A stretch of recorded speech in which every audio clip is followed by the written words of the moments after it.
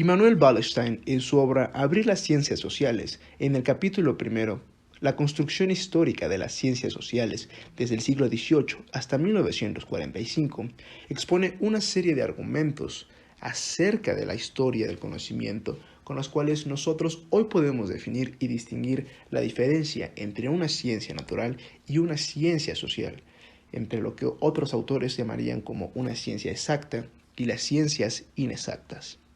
Hoy, con dichos argumentos, con dichos autores, con dichos colegios y con dichas ideologías, podríamos argumentar que la ciencia natural, la ciencia exacta, dicho por ciertos autores, es el descubrimiento de la realidad objetiva utilizando un método que nos permita salir de nuestra mente y describir la realidad tal y como es. Mientras que las ciencias sociales, dirigida por los filósofos, no es más que meditar y escribir acerca de las meditaciones, más que nada hacia una cuestión interna, prácticamente evadiendo la realidad. Estos argumentos y estas posturas, estas diferencias se fueron generando a través de la historia del conocimiento.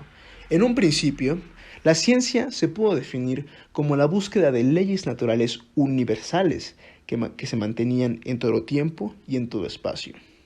El universo era infinito en su duración y en su extensión. Estas premisas, para cualquier estudiante de Derecho, le pueden sonar relacionadas a lo que es el iusnaturalismo. No obstante, en las cuestiones históricas del conocimiento, en primera instancia se presentó la cuestión newtoniana, la premisa en la cual el conocimiento no radica ni en el pasado ni en el futuro, sino en una realidad permanente. Aplicado esto al derecho, el derecho no debe ser definido mañana, no debió haber sido redefinido el día de ayer, sino es lo que es, describe lo que es, y la moral que tenemos hoy es la moral que se debe mantener. ¿Por qué? Porque es la moral correcta, porque es la moral que coexiste en esta eternidad que es del presente. O dicho en otras palabras, y prácticamente en cuestiones teológicas, es una moral divina. Por ende se podría argumentar que es la correcta. De igual forma, con el tiempo, llegó la premisa del dualismo cartesiano. Un ejemplo en nuestra cotidianidad acerca de esta premisa sería decir que el dolor no es más que una cuestión mental, pues Descartes nos habla de la distinción fundamental entre la materia y el espíritu, o dicho en otro concepto, con otras palabras, entre el cuerpo y la mente, o el espíritu. Por ello, si alguien argumenta que el dolor es mental y que todo se encuentra en la cabeza, si nosotros partimos del dualismo cartesiano, estaríamos en lo correcto, porque ambos se encuentran separados. Cuando nos referimos a la cuestión material, por supuesto que hablamos de un cuerpo humano, de fisionomía, de anatomía. No obstante, si nos referimos a la cuestión espiritual, nos resumimos a los caracteres mentales, y cada uno se encuentra separado. Aplicando esto por encima del ejemplo anterior, podríamos mencionar las cuestiones científicas. Si nosotros hablamos de ciencias naturales, por supuesto que estamos hablando y refiriéndonos a las cuestiones materiales.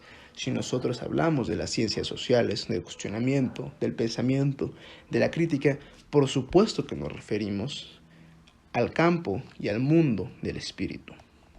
A través de los años se fueron presentando diferentes argumentos por los cuales la ciencia natural se mostraba en supremacía de la ciencia social.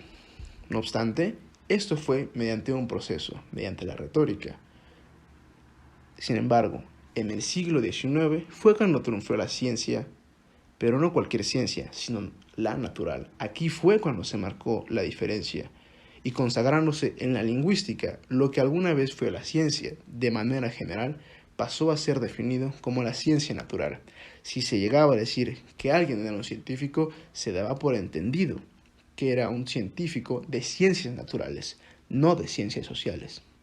Este marco generó la culminación en adquirir para sí una legitimidad sociointelectual totalmente separada e incluso en oposición a otra forma de conocimiento.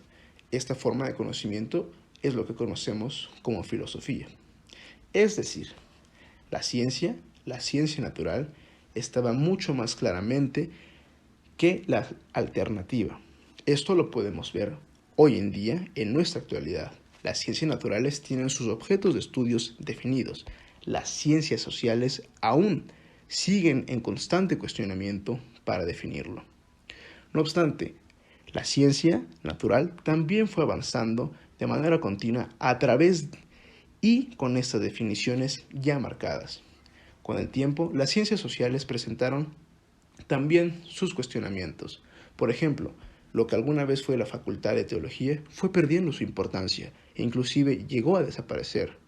De igual forma, la Facultad de Medicina encontró una redefinición en ellos, pero sobre todo, y aquí entra la cuestión más importante, la Facultad de Derecho, junto con la de Filosofía, presentaron un escenario bastante interesante, que fue la construcción de modernas estructuras de conocimiento.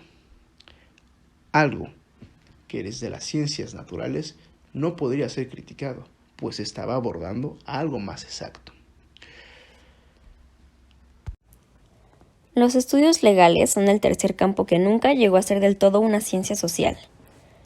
Los científicos sociales, nomotéticos, veían la jurisprudencia con cierto escepticismo. Les parecía normativas y con poca raíz en la investigación empírica. La ciencia política se apartó de esas leyes para analizar reglas abstractas que gobernaban el comportamiento político. La secularización del conocimiento promovida por la Ilustración fue confirmada por la teoría de la evolución y las teorías darwinianas. La biología darwiniana tuvo una influencia muy grande en la teorización social por medio de la metaconstrucción, donde se ponía gran énfasis en el concepto de la supervivencia del más apto. El concepto de la supervivencia del más apto fue sometido a mucho uso y abuso, y fue confundido con el concepto de éxito en la competencia. En el siglo XX, la historia y la antropología terminaron por marginar completamente lo que quedaba de sus antiguas tradiciones universalizantes, y la trinidad estadocéntrica de sociología, economía y ciencia política consolidó sus posiciones como núcleo de las ciencias sociales. Entre 1850 y 1945, una serie de disciplinas llegó a definirse como un campo del conocimiento, y se le dio el nombre de ciencia social. La enseñanza fue acompañada por la institucionalización de la investigación, la creación de publicaciones especializadas en cada una de las disciplinas, la construcción de asociaciones de estudiosos según las líneas disciplinarias, la creación de colecciones y bibliotecas catalogadas por disciplinas. A partir de Ranke, Niebuhr y Droysen, los historiadores afirmaron su relación especial con un tipo especial de materiales, especialmente fuentes documentales y textos similares, insistiendo en estudiar los fenómenos como culturas o naciones, como individualidades y como momentos de contextos diacrónicos y sincrónicos.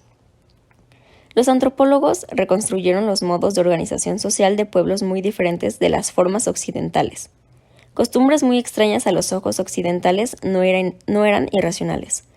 Funcionaban como la preservación y reproducción de poblaciones. La idea de un cambio o actualización de los valores intelectuales y organizacionales de las ciencias sociales pasa por una redefinición de categorías en cada región. La perspectiva que se presenta es de dispersión organizacional con una multiplicidad de nombres y similar a la situación que existía a la primera mitad del siglo XIX. Es decir, que entre 1850 y 1945 el proceso de establecimiento de las disciplinas consistió en reducir el número de categorías que podía dividirse las ciencias sociales. En la búsqueda de una reinterpretación de los valores y principios de las ciencias sociales persisten tres problemas teórico-metodológicos centrales, en torno a los cuales es necesario construir nuevos consensos, fortalecer la relación entre el investigador y la investigación, reinsertar el tiempo y espacio como variables constitutivas internas y no solo como realidades físicas invariables, dentro de las cuales existe un universo social, superar las separaciones artificiales erigidas en el siglo XIX entre los reinos de lo político, lo económico y lo social.